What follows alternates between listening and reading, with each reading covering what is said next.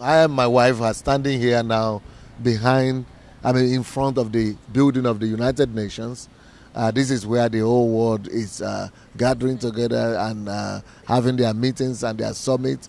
The heads of states of every nation will come here next month, and that's when God has given us the opportunity to come and talk in the United Nations and speak to the diplomats here and to the leaders that are coming from different nations. And we have the opportunity to speak twice today. We're going to speak to leaders in the afternoon and then in the evening to the diplomats. We thank God for this opportunity that He's given unto us. He has taken us beyond our imagination. He has taken us beyond the borders of the Ukraine. This year as well, 4 months ago, like I said, I was speaking in the United States Senate as the first African man to have the opportunity to do that. And we thank God that we are carrying the name and the authority of the Lord Jesus Christ to as many doors as God will open. UN, an international organization which unites today 192 countries of the world. Once a year, leaders of these countries come together for a General Assembly, which is the main discussion and representative body of the organization. An invitation was received from employees and representatives of the United Nations. Representatives of all missions and countries involved in the UN were invited. Leaders of various city organizations were invited to this meeting as well. This meeting took place in the main hall of UN, a conference room where every country is represented. 500 representative organizations were present as well as leaders from over 30 world countries. Sandey Adelaja was the first pastor ever to speak at the main hall of the UN.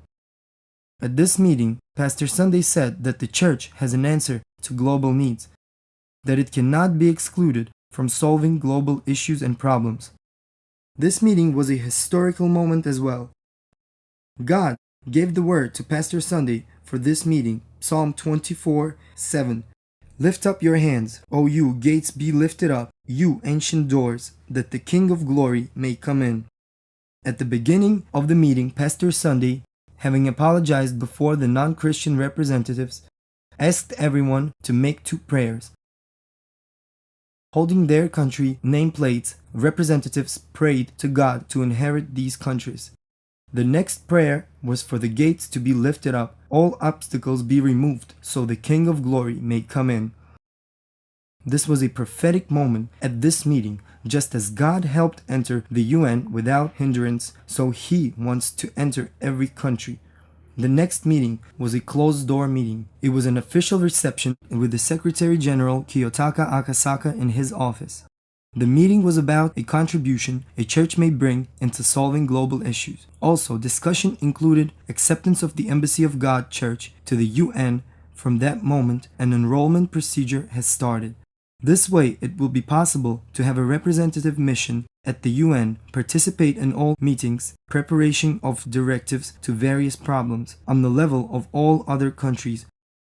In the evening, a third meeting took place with representatives of various countries and ambassadors. The key topic of the meeting was how Christians can use values of the kingdom to influence this world. Everybody presented was amazed to hear these words for the first time. They were also convinced country leaders have to hear this message. One country representative suggested to invite Pastor Sandey to speak at a General Assembly of the UN where country presidents meet. This suggestion was asked to be included in the agenda. The visit to the UN had a historical and a prophetic meaning. Currently, the process of registration and entry of the Embassy of God Church into UN is underway, and it is already obvious that the church must play an active role in solving problems of mankind.